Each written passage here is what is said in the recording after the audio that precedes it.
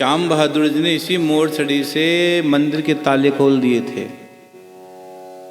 हाँ, ताले खोल दिए मोड़ छड़ी से। एक जैसे ही लगाया मोड़ छड़ी को, ताले के टुकड़े हो गए। कौन? श्याम बहादुर जी, जिनके लिए श्याम बाबा रेवाड़ी गए थे 3 दिन। श्याम बहादुर जी बीमार हो गए थे तो मेरे श्याम बाबा स्वयं रेवाड़ी गए थे। अपने भक्त की आंख में आंसू देख न पाते। अगर वो सच्चा प्रेमी उसकी याद में आंसू बहा देता है, कौन कहते कि भगवान आते नहीं यार? कौन कहते परमात्मा नहीं आते? सच्चे हृदय से भगवान को तुम बुलाते नहीं हो। इसे लिखा है, सच्चे हृदय से श्याम का सुमिरन किया करो, सच्चे हृदय से। और फिर मोड़ छड़ी से ताला भी खोला। और जब श्याम बाबा रेवाड़ी गए तो जब ज्योत हुई तो श्याम बहादुर जी को साक्षात मेरे श्याम बाबा ने दर्शन दिया है, साक्षात दर्शन दिया है। और जब मोड़ छड़ी से ताले को खोला, श्याम कुंड में छलांग लगाई तो उस दिन श्याम कुंड का जल था वो दूध बन गया। श्याम कुंड का जल था वो दूध बन गया। और दूध ऐसा बना कि उसके बाद जितने भक्तों ने डुबकी लगाई सबके सब रोग भाग गए।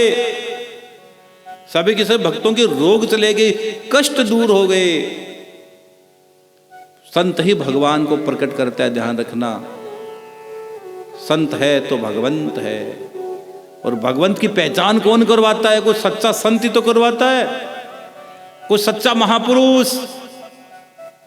हाँ, भगवान का रास्ता बताता है। मैंने कल कहा था ना, कोई संत मिलन, संत कहता है कोई भगवान से मिलने की राह बता दे। एक साधक को कौन राह बताएगा? एक सच्चा कुछ संत तो बताएगा।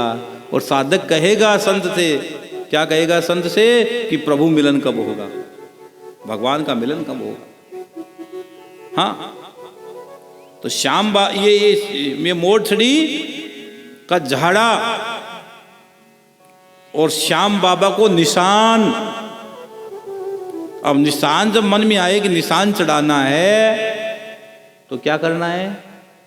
पहले तो जाओ स्नान करके पवित्र मन से बाजार, और बाजार जाकर पहले बढ़िया सा कपड़ा खरीदो।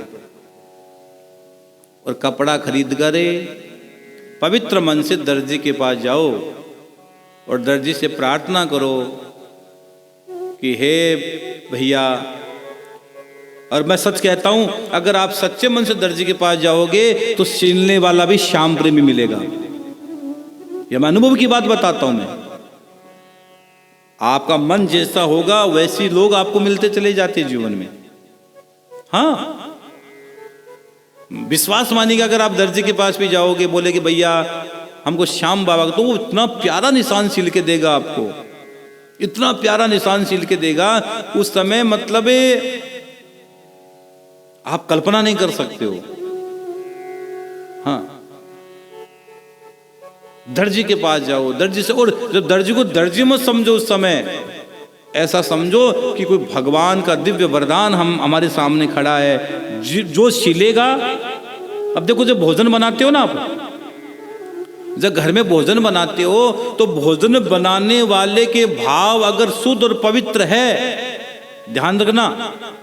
भोजन बनाते समय माताएं जो टीवी ये किचन के अंदर, रसोई के अंदर है, किचन किसको कहते हैं? जहाँ किचकिच होता है, अन्नपूर्णा होती है आपकी रसोई, तो अन्नपूर्णा बोली जाती है। जो जहाँ कई बार देखते हैं ना कि माताएं खाना भोजन बना रही है, प्रसाद बना रही है, और साइड में मोबाइल का एक इतना सा मोबाइल रखती है और देखती रहती है, रोटी बिलाती रहती है, तो वो भाव नहीं आएंगे।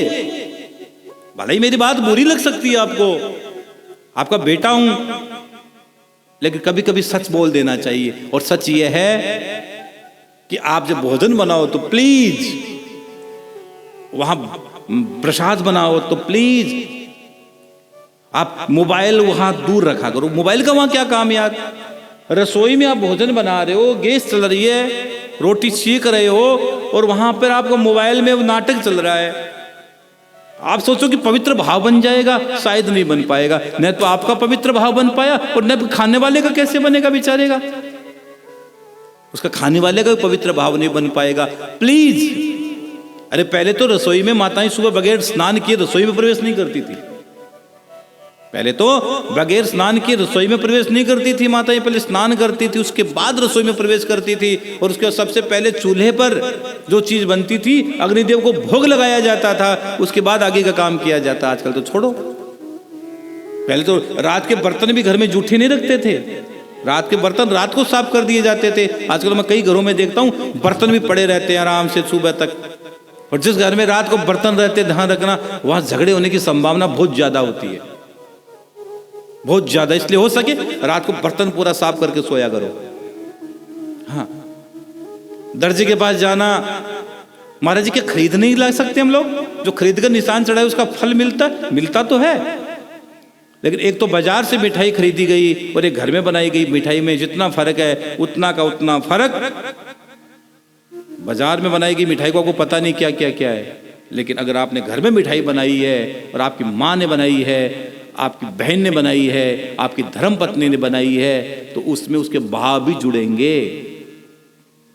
इतना फर्क है।